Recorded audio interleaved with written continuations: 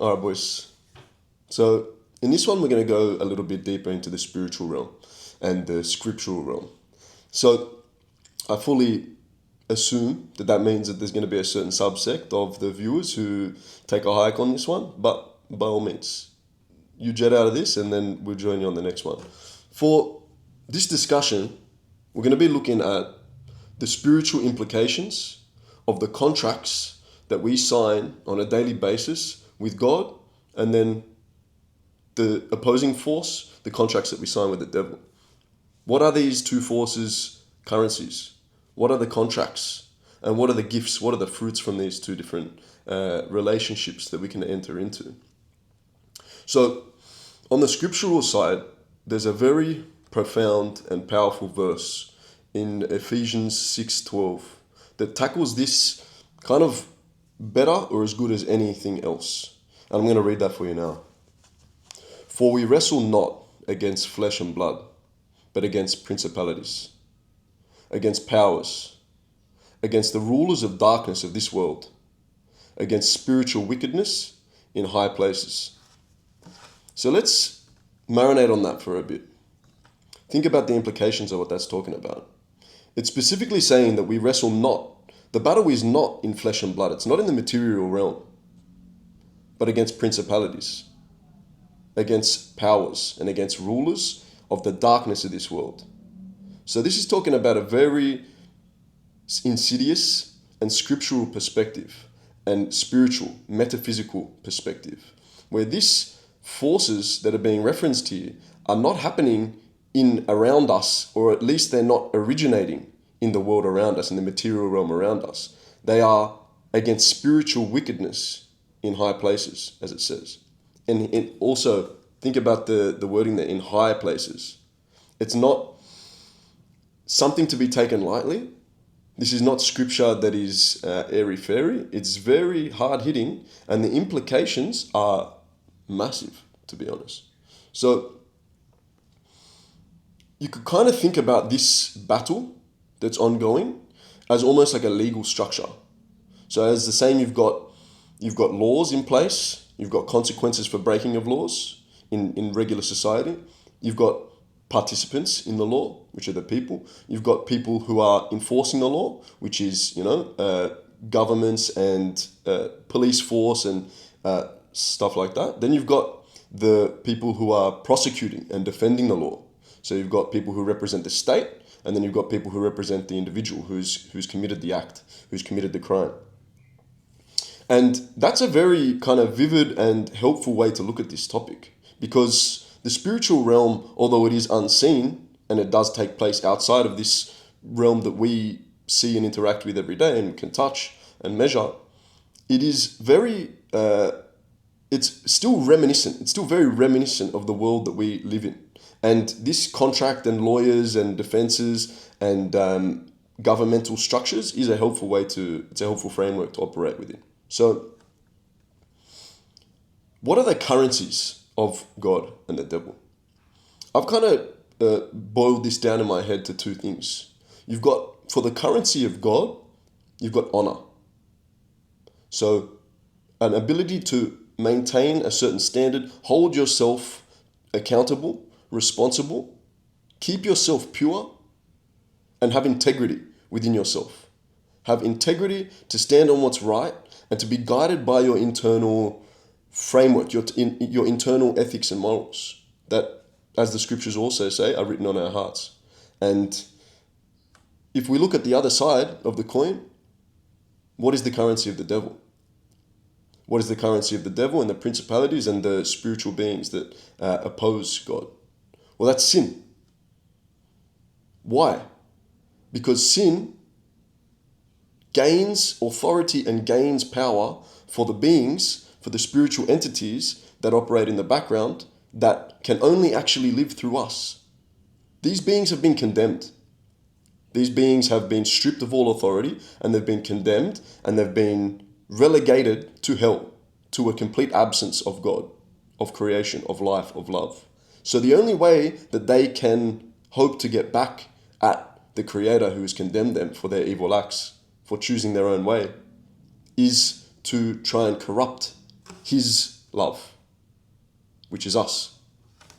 And that's what they do. And the way that they gain that is through sin. So when you hear a little whisper in your ear and you actually follow through on it, if it's telling you to do something bad, you've now just given authority to one of these beings. That's if you look at it from this spiritual perspective. And on the other hand, the way that you combat it is by having honor, maintaining yourself to a higher standard. So that's the currency side. Then you've got the contracts. So the way that I think about the contracts between the devil and God is much like a contract that you might sign in person again. And that's the contract of God is pay up front. You pay up front now. There's no fine print. There's no terms and conditions. You pay up front. And then once the payment is completed, if you do it in installments or whether you do it up front all in one go, then you can receive the gift, the benefit, the purchase. That's an honorable system. That's where this comes from. That's where these tie in together. That's an honorable system. And that's why it's God's system. That's why it's his form of contract. And then on the other hand, what have you got? You've got a pay now.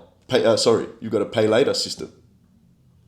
Pay later. Don't worry about it. There's terms and conditions. You know when the ads, the old school ads. Actually, they're probably still running. I just don't watch any TV.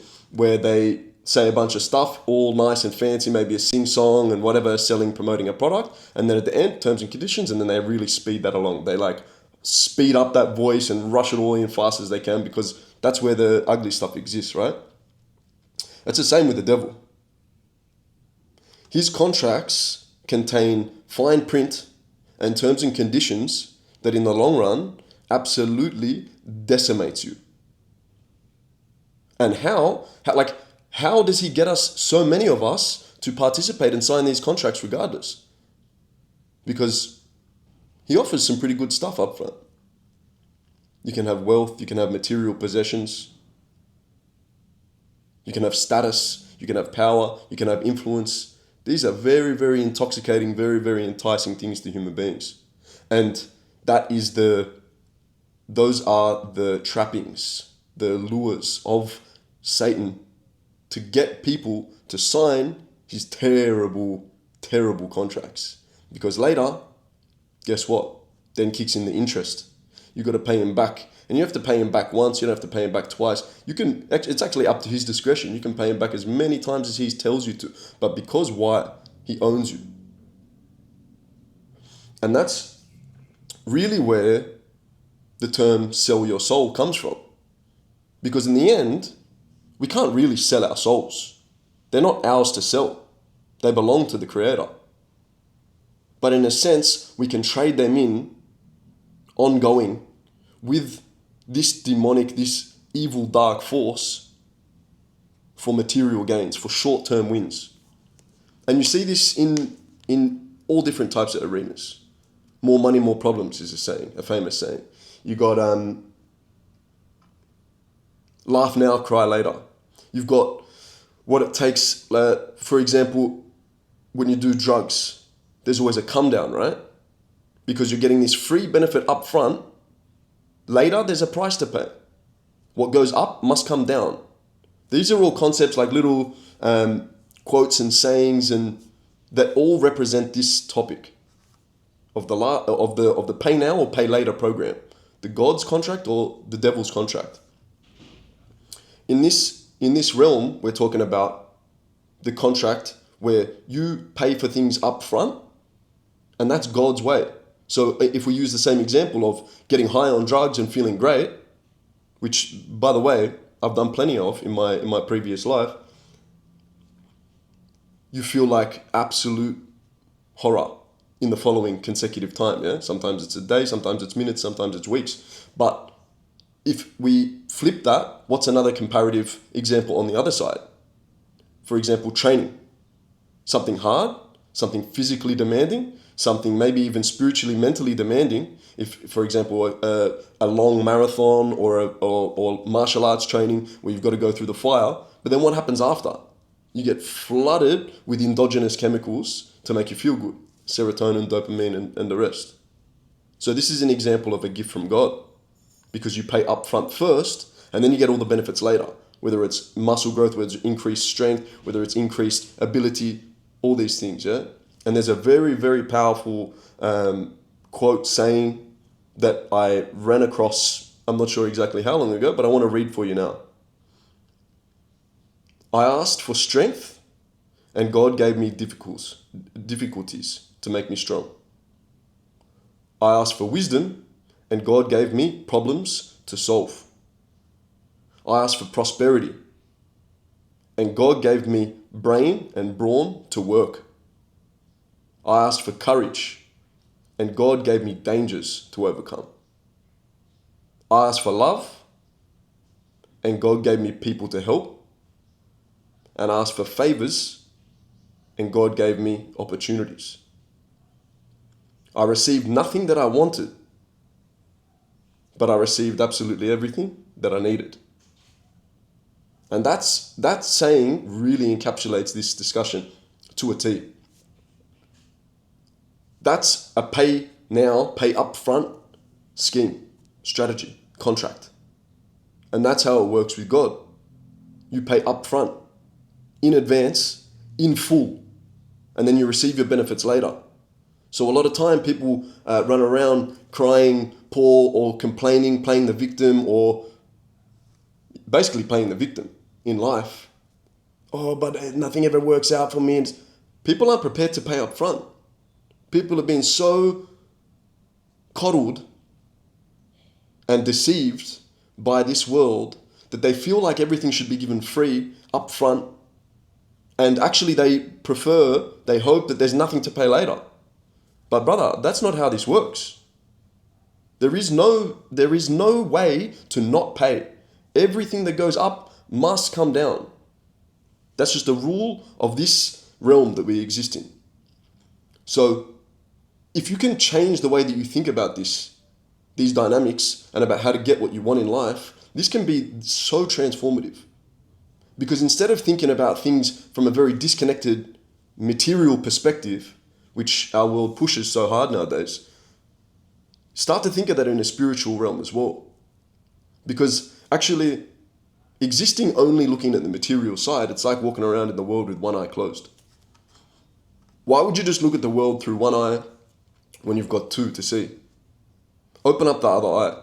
What's the other side of the coin? You've got the material and you've got the immaterial, the physical, the metaphysical. So stop ignoring one side of the equation. If you look at every single challenge and every single thing, aspiration that you have, and you understand it, that either I'm doing a deal right now with the devil or I'm doing a deal with God. Both require payment. But the good kind will require my payment up front.